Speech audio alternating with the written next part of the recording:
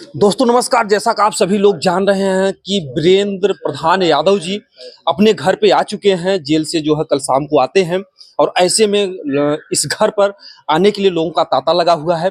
जैसा कि आप लोग जान रहे हैं कि अनुराग हत्याकांड एक ऐसा हत्याकांड होता है जिससे हमारे पूरे देश में एक तरीके से दहल गया पूरा देश, और 5 महीने से ऊपर हो गए और अब भी लोग जो है इस आस में है उस बच्चे को न्याय मिल जाए। और उस बच्चे को के न्याय के लिए अनुराग केस को बराबर देखने वाले वीरेंद्र यादव जी को भी सलाखों के पीछे कर दिया जाता है। 9 तारीख को जाते हैं और कल उनकी रिहाई होती है, घर पर आते हैं। ये पहली बार जो है अनुराग के पिताजी यहाँ पर आए हुए हैं प्रधान जी से मिलने के लिए।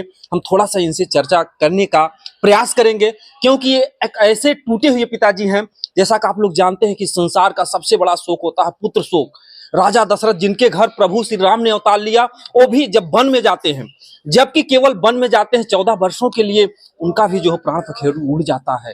तो ऐसे में जो इतनी दर्दनाक घटना है, ऐसे में प्रधान जी के घर पे आए हैं। थोड़ा सा इनसे बात करने का प्रयास किया। अब बैठ जाइए। जी भैया, आप लोगों का वीडियो मैंने रात में देखा और सुबह मिलने आया तो प्रधान भैया कहीं गए हुए हैं और पूरा परिवार है, मिला मुझसे।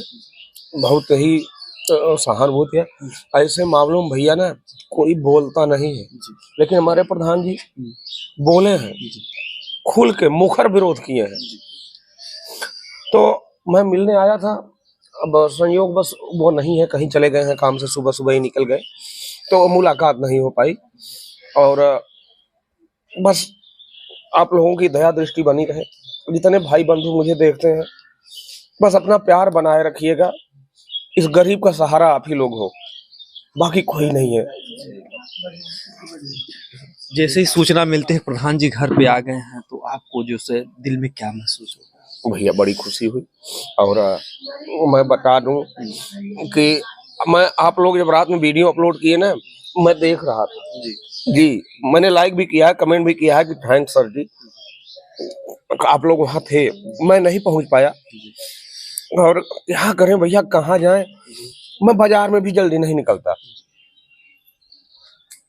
आपको बता दूं कि मैं बाजार में नहीं निकलता इसलिए ना कि तमाम लोग मिल जाते हैं, बाबू आंसू सूखते नहीं है। अब देख लो, आंखें भीग गई। जब वो मंजर याद करता हूँ, जब वो चीज याद करता हूँ, बस मुझे रोना आता है और कुछ समझ में नहीं आता, पागल हो गया हूँ मैं। और प्रधान भैया आ गए हैं। मैं ये इतना बड़ा गांव है, बहुत सारे लोग प्रधान हुए, कोई आपका माइक पकड़ के आपसे बात किया? नहीं किया ना, सिर्फ वीरेंद्र यादव ने किया। हमसे छोटे हैं, बच्चे लगते हैं। उनके पिताजी हमारे उस्ताद रह चुके हैं, हमारे, हाँ, हमारे गुरु रह चुके हैं। उन्होंने कुश्ती लड़ाया था हमको। बहुत घरेलू संबंध है, आज से नहीं 3 पुश्तों से इनका संबंध हमारा है। और बस उम्र में छोटे हैं, फिर भी प्रणाम करता हूं उनको कि भैया कुछ नहीं, आप खड़े हो बस। जी भैया, बस इतना सा था। भैया से मिलने के लिए आए थे, मुलाकात नहीं हो पाई, फिर मुलाकात हो जाएगी। नहीं, मैं भैया को फोन करूंगा, आ जाएंगे घर पे ही। जिस तरीके से अगर देखा जाए तो प्रधान जी के भी पिता का साया जो है 25 साल पहले जो है सर से उठ गया। जी भैया, 13-14 साल के थे जब इनके पिताजी का देहांत हुआ था।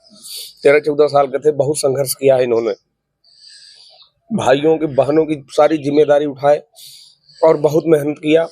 और उसके लिए उनको क्या क्या करना पड़ा, अब ये तो वही बता सकते हैं। जी जी, एक चीज ये है कि जैसे कि आपके पास एक ही बेटा था, आज जो है आपके पास पुत्र नहीं है और प्रधान जी के पास पिता नहीं है। और जिस तरीके से कहते हैं दुख सुख में एक दूसरे का साथ होना, तो प्रधान जी कहीं न कहीं से एक बेटे की तरह जो है आपके साथ खड़े जी हैं। बिल्कुल, जी बिल्कुल बिल्कुल। और मेरा प्रयास यही रहेगा।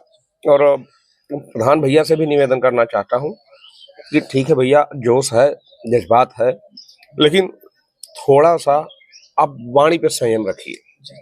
जी, बहुत बड़ी चीज होती है। आपने एक बेटे को खो दिया है, कहीं न कहीं से आपके मन में विचार आता है कि बेटा हमारा इतना बहादुर था, कहीं न कहीं से कुछ जो है चूक हुआ या कुछ था, या प्रधान जी भी इस तरीके से जोश में जो कुछ भी होता है, तो क्या कुछ ऐसा लगा कि जिस तरीके से आपने अपने बेटे को मजबूत बनाया था, दुश्मन जब उसको घेरते हैं तो आपका बेटा निर्भीक होकर के खड़ा रहता है वहां पर? जी भैया, वो कुछ नहीं कर पाते। आपने देखा, मैं फोटो दिखाया ना, इतनी कम उम्र में 6 पैक निकलना मजाक बात नहीं होती है। मैंने बहुत त्याग किया था, मैंने बहुत खर्च किया था, उस लड़के ने मेहनत किया था इतनी सी उम्र में।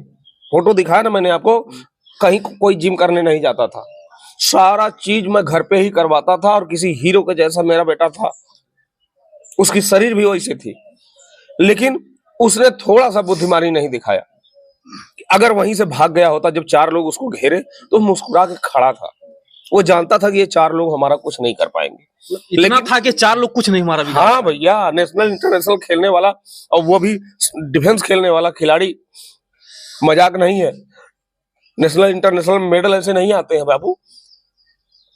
मैं उसको प्रैक्टिस कराता था तो मैं संभाल नहीं पाता था, लेकिन बस वही चीज है कि आप समझते हो वो कमजोर है, मेरा कुछ नहीं कर पाएगा, लेकिन तब तक पीछे से आगे फुल प्लानिंग थी, पीछे से आके मार दिया। वो जानता था, वो लोग भी जानते थे कि मेरा कुछ नहीं होगा। सामने से उन लोगों ने घेरा और वो मुस्कुराते हुए ऐसे दातुन मुंह में लिए हुए ऐसे खड़ा था। गला कटने के बाद भी मेरा बाबू तड़प रहा था और दातुन ऐसे कूच रहा था ऐसे। तो बस सॉरी, नहीं बोल पाऊंगा। इस मंजर को जो है हम लोग कुछ कह भी नहीं पाते हैं। और प्रधान जी जेल से आए और इस मामले को बराबर इसी को लेकर हमारा पूरा देश परेशान है कि एक बच्चे को, जो कि देश का भविष्य था, ताइक्वांडो खिलाड़ी था, माँ के सामने ही दातून करते हुए बच्चे का जो है गर्दन अलग कर दिया जाता है। और इसीलिए आज 5 महीने हो गए। ये दुनिया का पहला मामला है जो 5 महीने से जनता आज भी न्याय की गुहार लगा रही है, लोग जानने का प्रयास कर रहे हैं। कल जो है तारीख भी थी, तारीख में क्या? मैं नहीं गया था, मैं तारीख में नहीं गया। मैंने पहले ही कह दिया था कि फिर से तारीख मिल जाएगी, तो मेरी बेटी चली गई थी।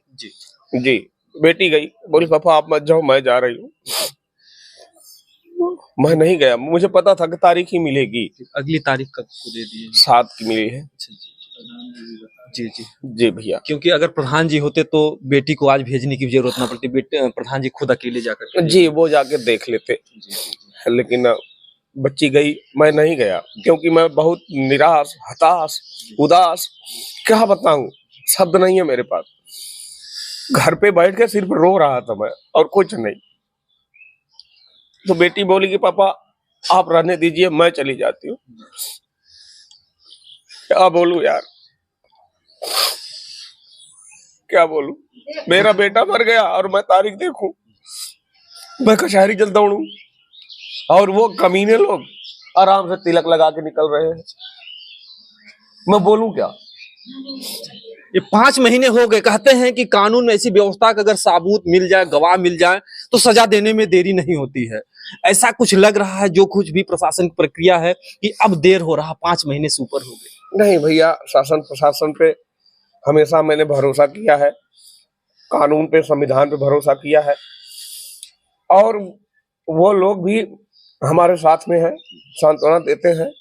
फैसला आज नहीं कल तो होगा ही। जी, मैं हमेशा मदद ही किया हूँ, शासन प्रशासन का सहयोग किया हूँ और वो लोग भी सहयोग करते हैं। जी देखिए, जो है प्रधान जी के भाई हैं और ऐसे में ये जो माहौल है बहुत ही दुखद है। ऐसे में कुछ कहना भी बड़ा मुश्किल का काम है, लेकिन इतना जरूर मैं अपने चैनल के माध्यम से कहूंगा कि जो भी अधिकारी हमारे इस वीडियो को देख रहे हैं, इस पिता के रोते हुए आंसुओं को जो है आप लोग पोंछने का प्रयास कीजिए, इसमें और दर्द मत बढ़ाइए, क्योंकि इनका बेटा तो वापस नहीं मिलेगा, लेकिन अगर अपराधियों को, जो इन लोगों की मांग है, जिस तरीके से वो घर जो है जमीनी विवाद या जो कुछ भी था, वो घर पर जो बुलडोजर चलने की चर्चा थी, तमाम जगह जोगी जी के बुलडोजर चल जाते हैं, तो एक घर परिवार न्याय की आस में है। बेटा तो नहीं आएगा, न्याय मिलने के बाद भी वो दर्द, वो तड़प जो है जाएगी नहीं, लेकिन एक थोड़ी सी ठंडक जरूर मिल जाएगी अगर जो है न्याय मिल जाता है प्रशासन से। भैया, कंधा देने वाला कोई नहीं रह गया यार, क्या करूंगा इस हार्ड मास को लेकर। तो आप लोग जो है, अगर आप लोग जो भी अधिकारी हैं, अगर वीडियो देख रहे हैं, आप लोगों के पास भी घर परिवार होंगे, इस पिता के दर्द के जो आंसू बह रहे हैं, इसको पोंछने का प्रयास कीजिए। बाकी आप लोग इस वीडियो को ज्यादा से ज्यादा शेयर कीजिए, ताकि जो है फिर किसी अनुराग का गला ना कटे, हमारे किसी देश के किसी भविष्य का इस तरीके से नुकसान और क्षति ना हो। जय हिंद, जय भारत।